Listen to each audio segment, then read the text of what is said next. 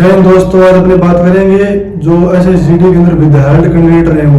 आपको पता है अभी आपका कल रिजल्ट आया था SSGD का और कुछ लड़कों को विद्यालय में डाल दिया है। जो लड़के विद्यालय में डाले गए उन्हें ये तो पता है मुझे कौन सी फोर्स मिली है, पर वो उनका नाम विद्यालय लिस्ट में है। तो अब विद्यालय में क्यों डाला गया इसका कारण तो लगभग आपको पता ही होगा, परंतु अगर नहीं पता तो बता दूं। या तो आपकी बायोमेट्रिक के अंदर प्रॉब्लम है, या आपने एग्जाम देते वक्त आपका अंगूठा गलत लग गया, फिजिकल देते वक्त आपका अंगूठा तो आपने अलग लगा दिया, या फिर आपका अंगूठा आपके आधार कार्ड के साथ मिसमैच हो रहा है, या फिर आपने एग्जाम दिया तब आपका अंगूठा अपडेट नहीं हुआ, फिर आपसे एक फॉर्म भरवाकर फिर आपने एग्जाम दे दिया, या फिर आपने कोई अपने जाति प्रमाण पत्र के अंदर कोई प्रॉब्लम कर दी हो, या फिर आपका डोमिसाइल के अंदर कोई प्रॉब्लम हो।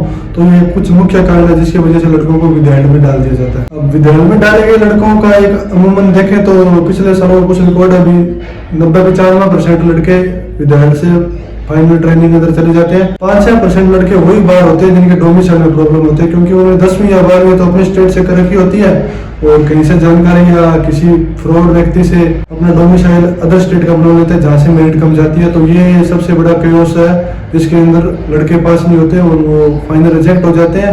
अगर वो अंदर भी चले जाए तो बाद में दोबारा इंक्वायरी के अंदर पकड़े जाते हैं और बाद में FIR वगैरह भी कुछ होती है जो आपको भुगतना पड़ेगा अगर आप गलत डॉक्यूमेंट से अंदर गए हैं। अगर वास्तविक कोई व्यक्ति ऐसा है जिसके ओनली फॉर बायोमेट्रिक के अंदर दिक्कत है तो उसे घबराने की कोई जरूरत नहीं है। हालांकि वो परेशान जरूर होगा भी उसे एक बार पहली लिस्ट में उसका नाम नहीं है, परंतु कोई ना कोई या कहीं ना कहीं कोई दिक्कत रही होगी तभी तो उसका नाम नहीं है।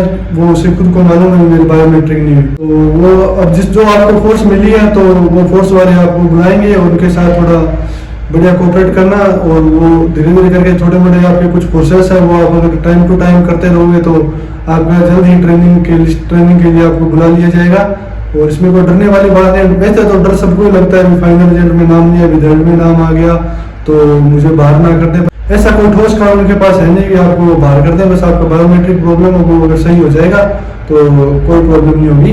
जैसे एग्जाम के लिए अगर मैं पिछली भर्ती की बात करूं तो एक लड़का था बीकानेर का जिसको विद्यालय के अंदर डाल दिया था, क्योंकि जब वो फिजिकल के लिए गया था उस वक्त वो घर पे उनके ईंट का कार्य कर रहा था। ईंट के कार्य करने से उसके जो ऊपर फिंगरप्रिंट के हल्के हल्के निशान है वो उसके खत्म हो गए। तो जब वहाँ बायोमेट्रिक हुई तो वो बायोमेट्रिक के अंदर वो हुआ नहीं उसका, फिर उससे फॉर्म भरवाकर और फिर आगे की गतिविधियां करता रहा। जब फाइनल लिस्ट में नाम आया तो उसका नाम विद्यालय के अंदर डाल दिया। फिर STC BSF जोधपुर जो मंडौर रोड पे है तो उनसे उनको कॉल आया था, क्योंकि उसका सिलेक्शन BSF में हुआ था तो उसे फिर वहाँ से कॉल आया था और वहाँ चला गया। एक बार उसे बुलाया, फिर वहाँ बायोमेट्रिक उसकी कंप्लीट नहीं है, बोला उसका आपके अभी जो फिंगरप्रिंट है वो अपडेट नहीं है आधार कार्ड में। वापस आया, फिर उसने अपने आधार कार्ड से फिंगरप्रिंट अपडेट कराया, फिर वापस उसे STC BSF बुलाया गया, वहाँ उसे पास कर दिया। फिर लगभग 15-16 दिन बाद उसके बाद वापिस ज्वाइनिंग लेटर आ गया था और वहाँ ट्रेनिंग हो गई। तो आप भी बढ़िया जो भी आपके पास कॉल है या स्टाफ से फ्रॉड कॉलों से बचकर है, और जो भी आपके पास जेन्युइन कॉल है तो आप उसे उस स्टाफ के साथ कोऑपरेट रखिए। और अगर आप पहले इससे बचना चाहते हो तो जो भी आपका कोई भी एग्जाम हो तो उससे पहले अपने फिंगरप्रिंट अपडेट करवा करके आधार केंद्र पर जाए, वहाँ से फिंगरप्रिंट, अपनी फेस ID और अपने माता पिता जो भी रियल नाम आपने 10th के सर्टिफिकेट में दे रखा है, 10th मार्कशीट में दे रखा है तो वो अपडेट करवा लें और फिर आपको कोई प्रॉब्लम नहीं होगी। अब आपका विद्यालय में नाम आ गया तो आप जस्ट कल ही जाए और आधार केंद्र में जाके अपने फिंगरप्रिंट और फेस ID वो अपडेट करवा लें। उसके 50-100 रुपये लगते हैं, वो ले लेंगे अपडेट कराना। फिर आपको जैसे स्टाफ वाले बुलाएंगे तो आप वहाँ जाओगे बायोमेट्रिक करवाने, और अगर आपकी बायोमेट्रिक सही हो जाएगी फिर आपको 10-15 दिन के अंदर ट्रेनिंग के अंदर बुला लेंगे। एक विद्यालय में डालने कैंडिडेट का ये भी फायदा है कि जो मुंडाली उड़ीसा उसके अंदर CSF का सेंटर था तो उसमें एक लड़का था जो विद्यालय में डाल दिया गया। उसकी ट्रेनिंग लगभग 7.5 महीने हुई थी, क्योंकि वो पहले विद्यालय में डाल दिया, फिर उसे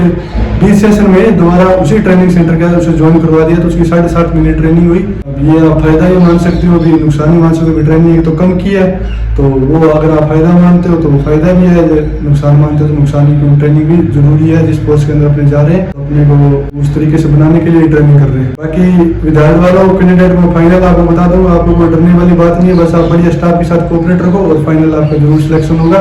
बाकी वीडियो पसंद आए तो लाइक करें। अगर आपका कोई भाई बंधु जो इस विद्यालय लिस्ट में उसका नाम है तो उसे वीडियो शेयर करें और उसे भरोसा दिलाएं भी आपका भी हो जाएगा। टेंशन लेने वाली कोई बात है नहीं। जय हिंद।